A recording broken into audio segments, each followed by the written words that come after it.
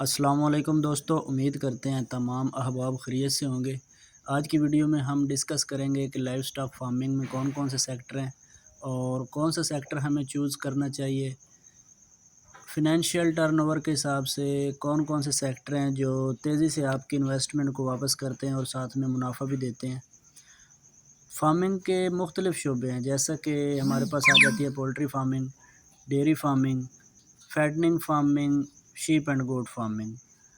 پھر ان کے مختلف پہلو ہیں۔ جو فیٹننگ فارمنگ ہے اس میں 3 منتھ کی فیٹننگ بھی ہوتی ہے، 4 منتھ کی فیٹننگ بھی ہوتی ہے اور قربانی کے جانور بھی پالے جاتے ہیں۔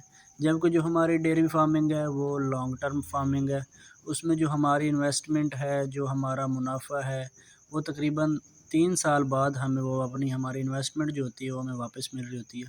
جبکہ یہ جو فیٹننگ فارمنگ ہوتی ہے یہ 3 منتھ بعد ہمارا فلاک نکل جاتا ہے اور ہمارا انویسٹمنٹ ود پروفٹ ہمیں ریٹرن ہو جاتی ہے۔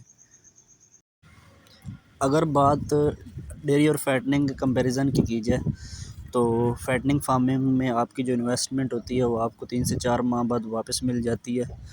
فیٹننگ فارمنگ میں اگر آپ کی مہارت درمیانی بھی ہے مینجمنٹ کی تو آپ منافع کما سکتے ہیں۔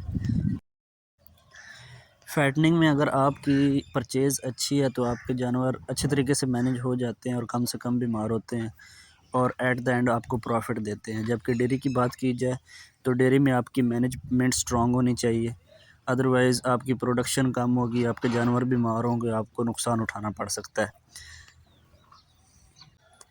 پاکستان میں جو اچھے فارمنگ سیٹ اپس ہیں، ڈیری فارمنگ کے سیٹ اپس، جو ان کے نر بچھڑے ہوتے ہیں وہ ان کو ساتھ فیٹننگ کے لیے پال رہے ہوتے ہیں اور اپنی ڈیری کی جو ان کی گائیں ہوتی ہیں ان کو اچھے طریقے سے مینج کر رہے ہوتے ہیں، تو ان کا جو سسٹم ہے وہ ڈوئل چل رہا ہوتا ہے، یعنی نر بچھڑے جو بھی ہوں وہ فیٹن کر کے سیل کر رہے ہوتے ہیں، جبکہ ڈیری فارمنگ سے وہ اپنا مارجنز اور اپنی پروڈکشن کو مینٹین کر کے وہ اپنا پروفٹ کما رہے ہوتے ہیں۔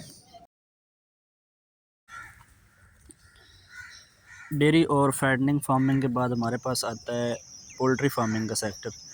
پولٹری فارمنگ کے سیکٹر میں مزید 2 برانچز ہیں، ایک لیئر سسٹم ہوتا ہے اور ایک برائلر سسٹم ہوتا ہے۔ برائلر سسٹم کو ہم فیٹننگ کے ساتھ کمپیئر کر سکتے ہیں کہ یہ شارٹ ٹرم انویسٹمنٹ ہوتی ہے، 40 سے 45 دن میں چوزا نکل جاتا ہے اور انویسٹمنٹ ود پروفٹ ہمیں واپس مل رہی ہوتی ہے۔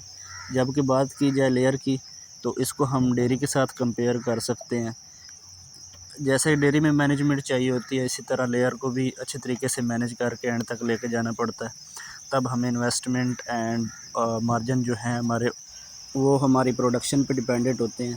اگر چیزوں کو اچھے سے مینج کر کے لے کے جایا جائے تو جو لیئر فارمنگ ہے وہ برائلر فارمنگ کی نسبت زیادہ فائدہ مند ثابت ہو سکتی ہے۔ اور اگر بات مینجمنٹ کی جائے تو ڈے 1 سے ہی ہمیں چیزوں کو کیئرفلی مینج کرنا پڑتا ہے، چاہے وہ برائلر فارمنگ ہے چاہے لیئر فارمنگ ہے۔